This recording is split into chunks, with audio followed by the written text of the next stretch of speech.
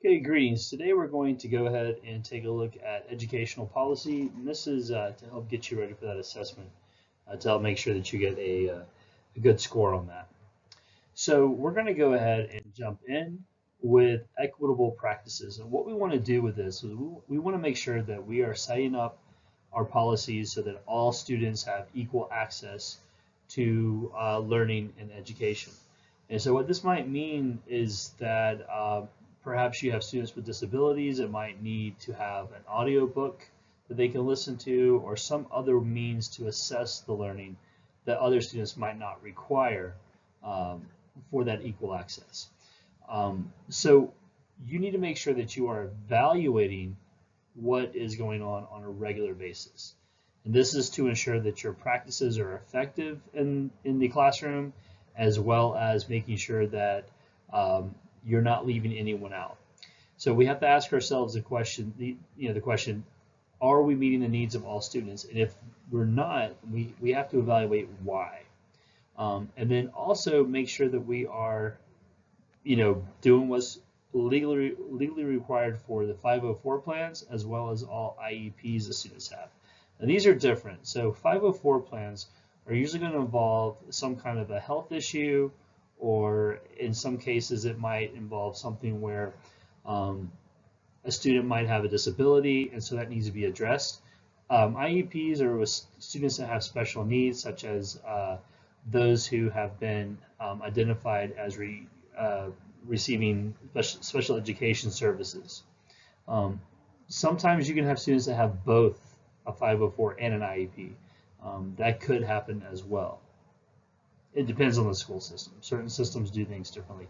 But the point is that these are laws that have to be followed, and whereas most practices can simply be policies that you have in your school or your classroom. The next thing is to understand that with your school being very effective, it's going to require that you have great leadership. So you want to have a leader that has vision, is able to inspire collaboration among staff. So this goes beyond just telling teachers to collaborate. You have to actually model that and have that as a practice that's expected in your school. Many cases, in order to have that occur, you're going to have to participate as a leader in that collaboration. And the last thing here is adaptability. We all know that things change over time. Everything changes. Nothing is going to stay exactly the same. So we have to be able to change as the situation changes. Okay, so if we have a change in, say, technology availability or in funding, we have to be able to find a way to make that work for our students and for our staff.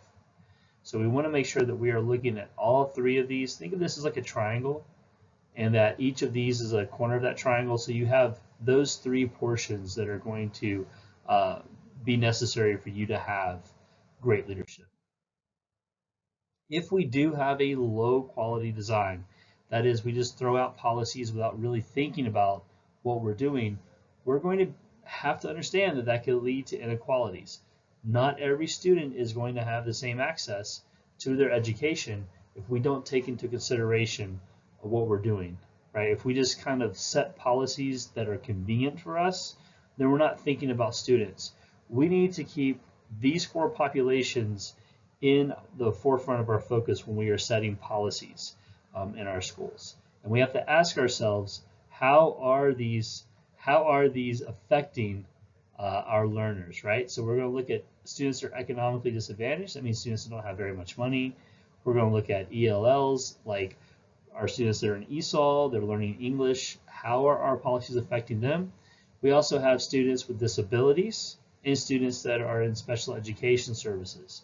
So those are our four vulnerable populations we want to really consider as we're going through setting policies for our schools, setting policies for our teachers. Just making sure that all these students, especially those in these groups, are going to have equal access to learning and be able to receive the education that they need. Now, with the government that oversees our practices and how we, operate in our schools, there's some of those responsibilities that rely with state, governments, and some of those are more or federal with their jurisdiction. And so what we're looking at is we're looking at the funding of the schools, the setting of educational standards, and that's usually handled at a state level. But there are federal agencies and federal associations that kind of dictate, or I guess a better word there would be kind of direct and advise. But that's really left up to states, the actual standards that they're teaching in the classroom and how those are worded. When it comes to enforcing accountability, that can be both federal and state, because remember, some of those practices that we have in schools are actual laws, and some of those are simply, and some are state laws as well, but some of those are also going to be something that the state sets as far as making sure that funds are handled as they should be, and also making sure that we are doing what we need to be doing in our schools. So that's going to be called accountability. So accountability is where someone's checking up on you to make sure you're doing the right thing, right? You can think of this as when you're driving, you have, police officers who are making sure that you're not speeding and following the rules. The same thing is true with schools. Schools have rules they have to follow, and the government agencies that are out there are the ones that are keeping an eye on that, making sure that those things are being done. And the reason for that is that we want the students to have the best education possible. Most funding for schools is going to come from local property taxes. So wherever you live, people that own property, homes and apartment buildings and businesses, they're going to be paying taxes, and those taxes are used to fund the schools. Now, on the other side of that, there's also federal money that comes in, and some of that is in the form of grants that school systems can apply for. But most of the funding for schools is going to come from local property taxes. Each school board is different in how it's governed. Within your community, there is a board meeting every month. Some school systems are a little bit different with that. But there's always an element of engagement with the community, right? And so we always have people that are community members, homeowners, parents, that have a chance and in some cases have a desire to stand up and speak and participate. So we want to always encourage voice with an agency, with the homeowners and with parents in the community. We want them to participate in the processes that we have in place, but we also need to engage them, get them there, understand that there needs to be an element of transparency, that you're revealing to the stakeholders why you're doing, what you're planning on doing, and how funds are being spent and allocated. But one thing we want to always embrace is a diversity of perspectives. Some people that speak at school board meetings are parents, some are business owners, some are just simply concerned citizens who have a very strong opinion they want to express about learning in classrooms. So you will definitely have different perspectives that are represented at every school board meeting, and that's a good thing. We want to encourage that.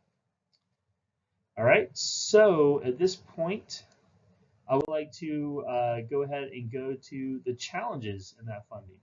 And so one of the issues is going to be disparities. Because the funding is coming from local property taxes, you have some communities that are going to have more money, and you're going to have some communities that are going to have less money. Now, one thing we do is we kind of take that money and we put it into like a fund, and we kind of redistribute that to kind of try to make it more equal, because not all local communities are equal. All right, but you also have some families that can donate money to the local school, and so you're still going to have some of those inequalities and some of those disparities.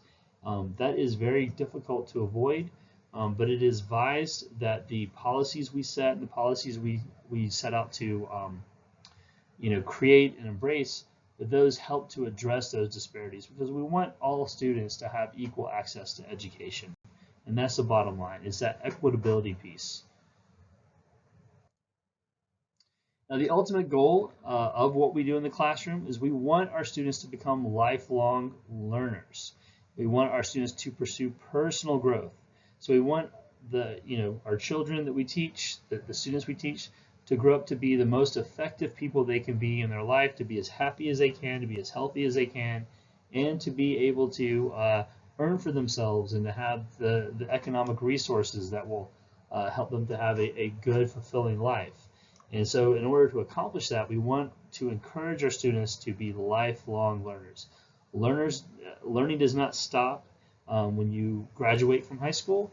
It should go on your whole life, and you're always wanting to, gain new skills, gain new knowledge, new ways of doing things, and to continue growing. So we want to encourage that with our students that we teach, all of them, to have the best life possible through that continuous growth.